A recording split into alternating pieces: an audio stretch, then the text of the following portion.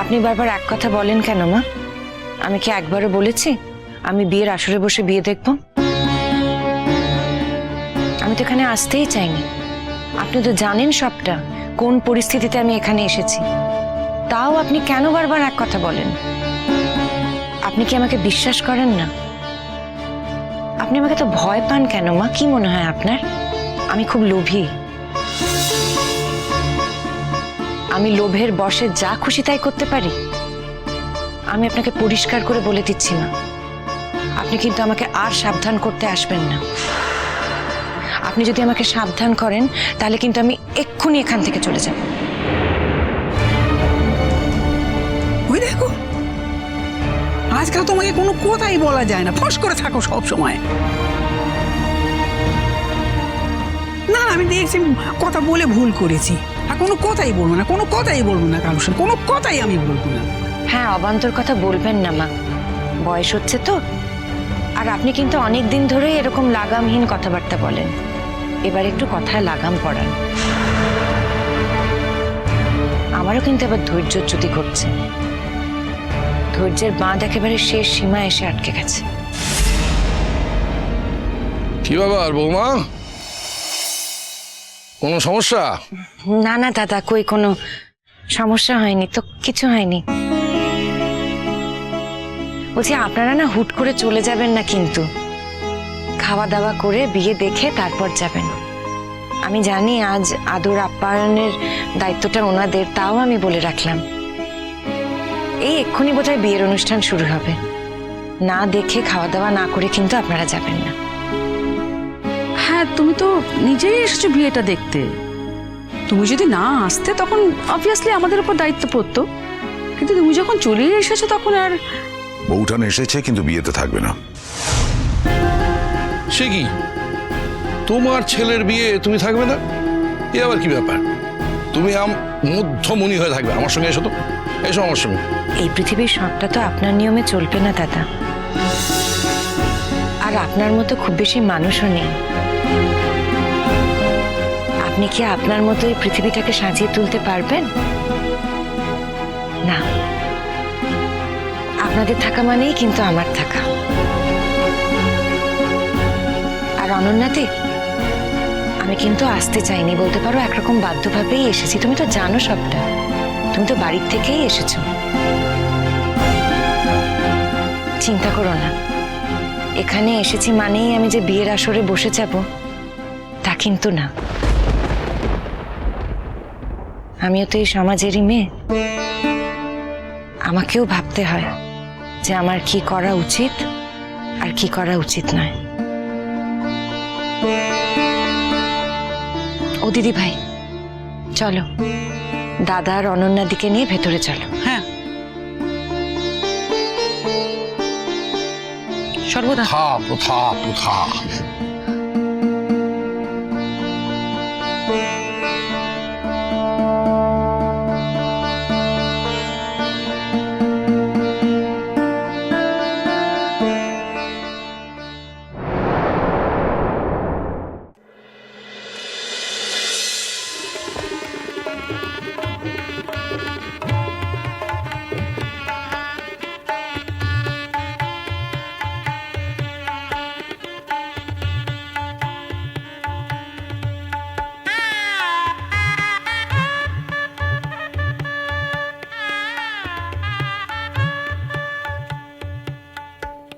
তুমি এখানে?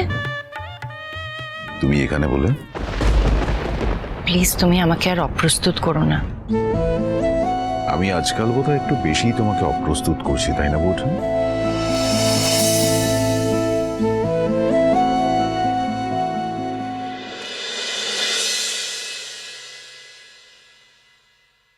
আচ্ছা তুমি বিয়ের আসরে যাও না, এখানে তো তোমার কোনো প্রয়োজন নেই। কে বলেছে? যে আসরে ছেলের মা থাকতে পারে না, সে আসরে ছেলের কাকা থাকবে কি করে? বিশেষ করে সেই কাকা যখন নিজের কেউ না, শুধুমাত্র বাবার বন্ধু।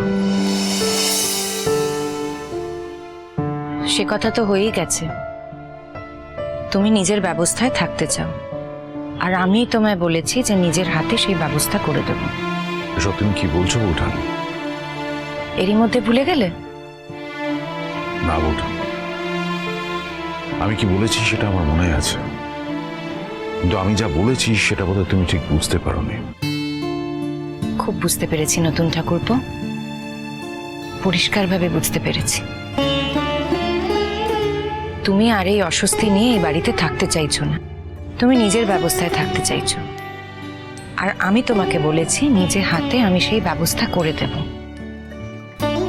তুমি তাতে বলেছো যে তাতে তুমি খুব ভালো থাকবে।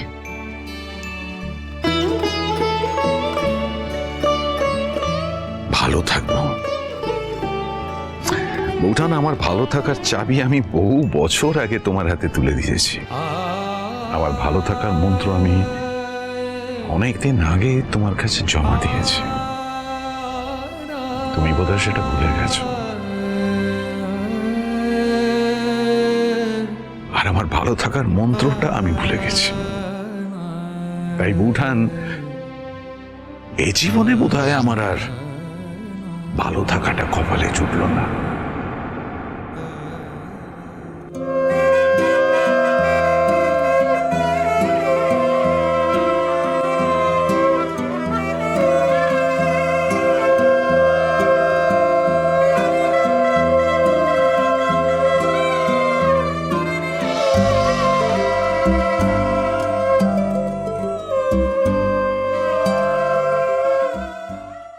এই যে বুবলাই দাদা শুভ দৃশ্যের রিয়াকশন দিয়ে ফেলো ঝটপট।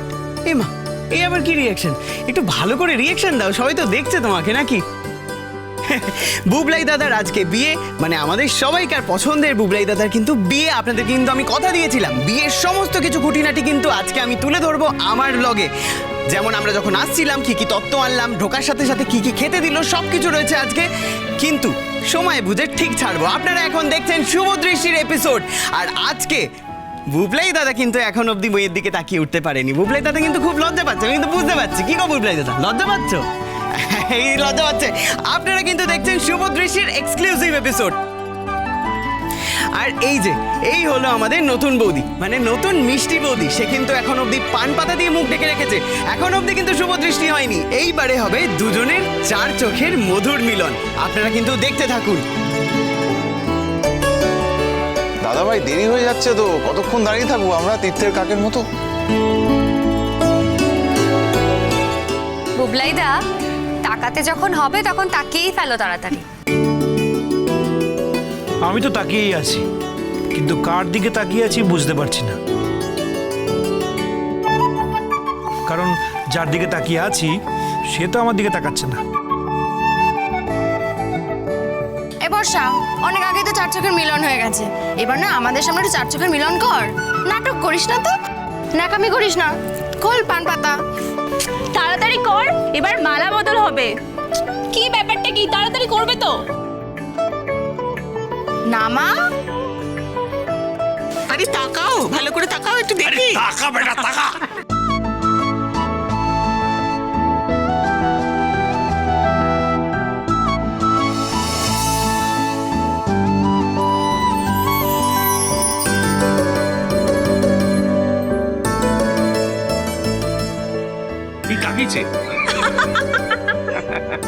বৌঠান দেখেছো ওখানে ওরা কত হুই হুল্লোড় করছে?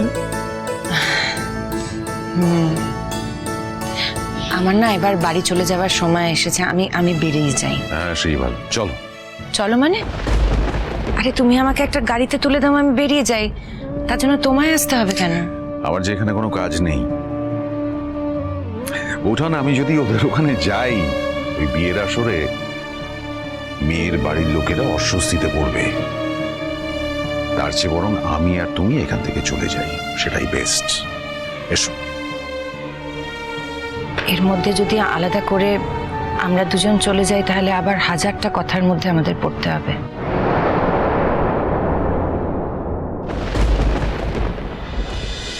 চিরসখা হে